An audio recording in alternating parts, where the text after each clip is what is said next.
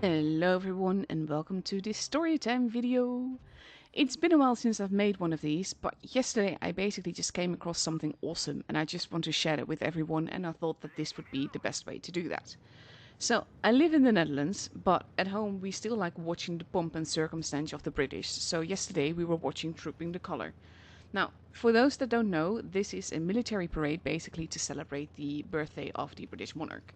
In this case, King Charles. But as his birthday is in November, they still hold it in the old day, the birthday of Queen Elizabeth, basically. So during this parade, there was a piece of music that was played in honor or written in honor of Ballyragget, who took on a king tiger. So, of course, with me playing Blitz, I actually had to look that story up because I was like, what on earth is a Ballyragget? And it turns out to be a Sherman tank. And I'm really amazed at the history behind the Ballyragget and what happened with the King Tiger and everything. So that's how we end up at this video, and I'm going to tell you that story. Now, first off, credit where credit is due. A lot of my information came from a fantastic article on warhistoryonline.com, so definitely have a look at that site. And a special thank you to Arnold the Ballsy for the replays, which you're currently watching. And a special thank you to Burks for helping me with the preview image, because I kind of had to and seen that made that happen in a training, so to speak. So, this piece of history takes place somewhere between June and August 1944 and was part of the battle for Cannes. I think I'm pronouncing that right.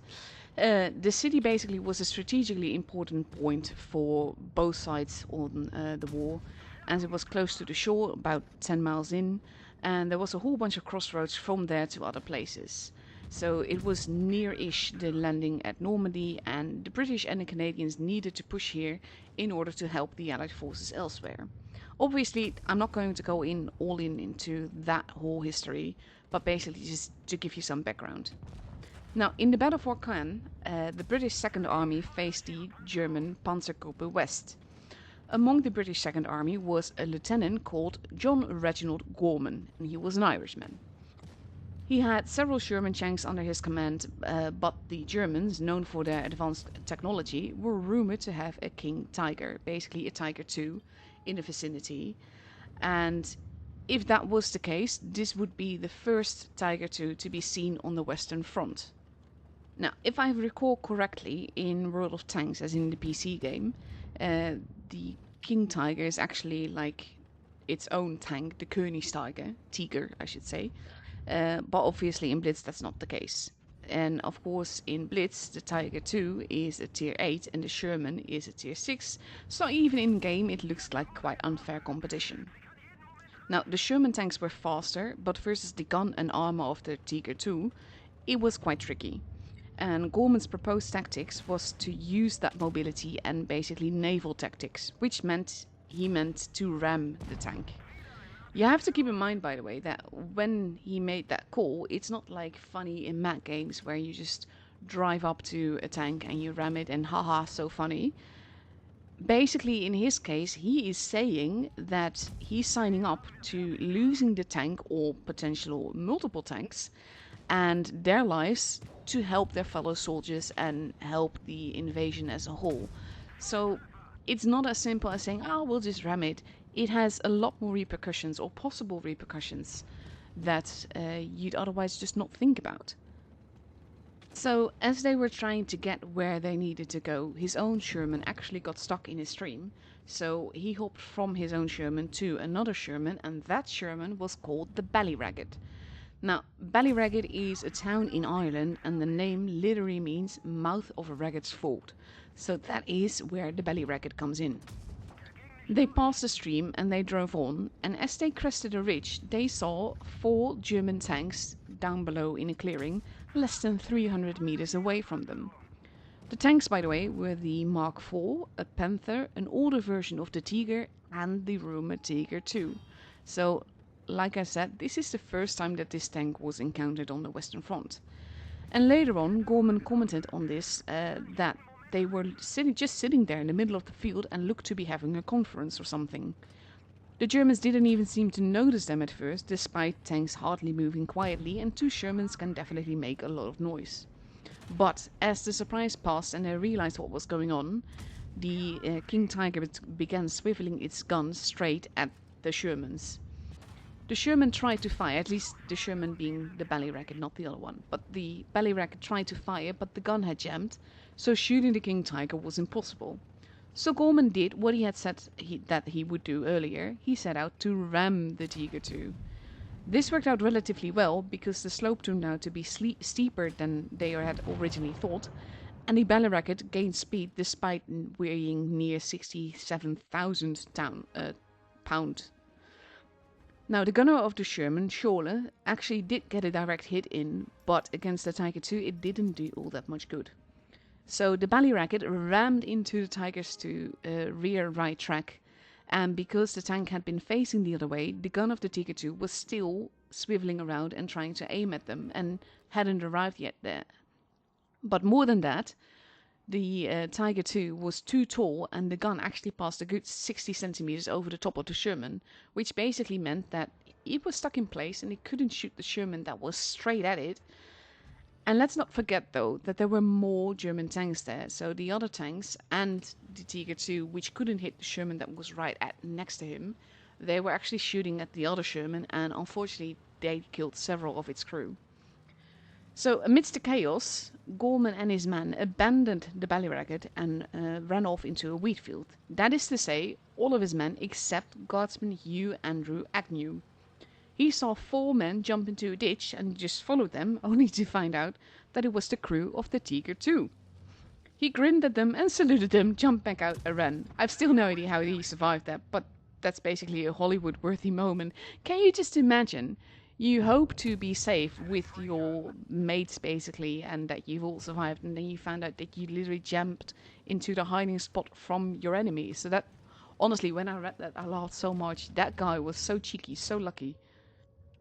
Now, this wasn't even the end of the tank action with the Tiger 2, King Tiger. I keep calling it different things, but that tank, you know exactly the one that I mean.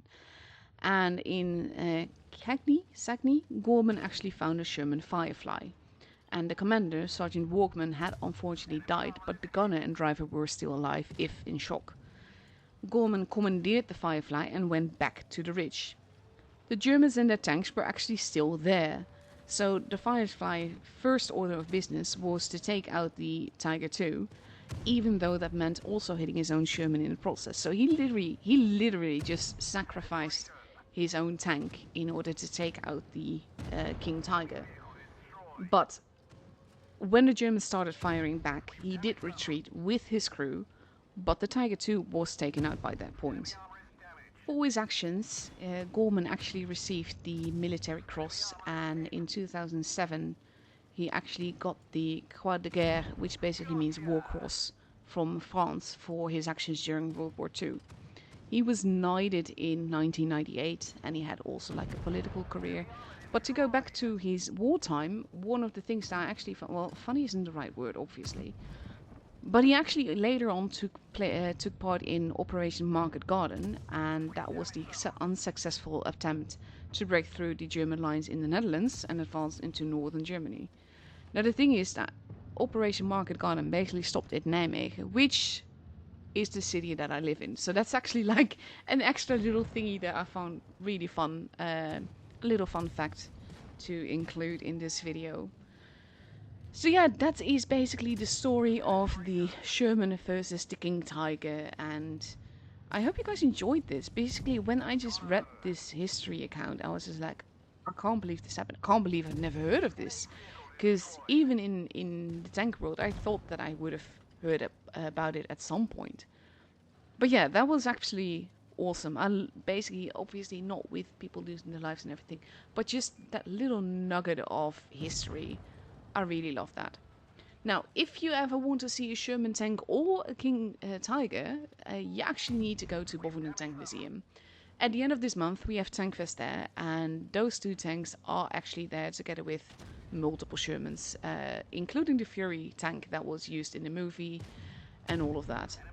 I will actually be at Tankfest, so if you are going, then I'm really looking forward to seeing you there, and hopefully we can learn more stories like this.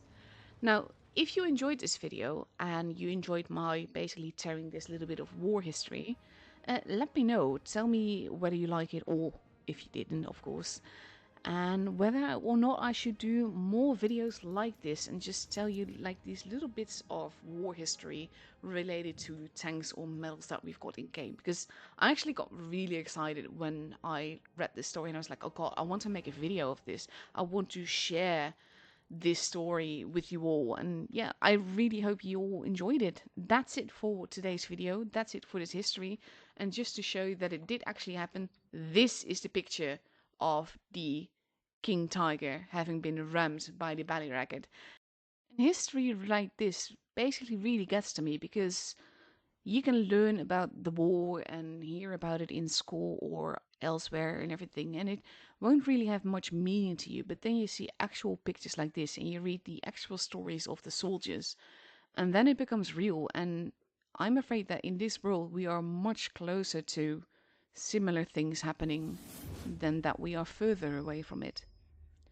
So yeah, on that note, hope you guys enjoyed this all, and I'll be seeing you guys later. Bye!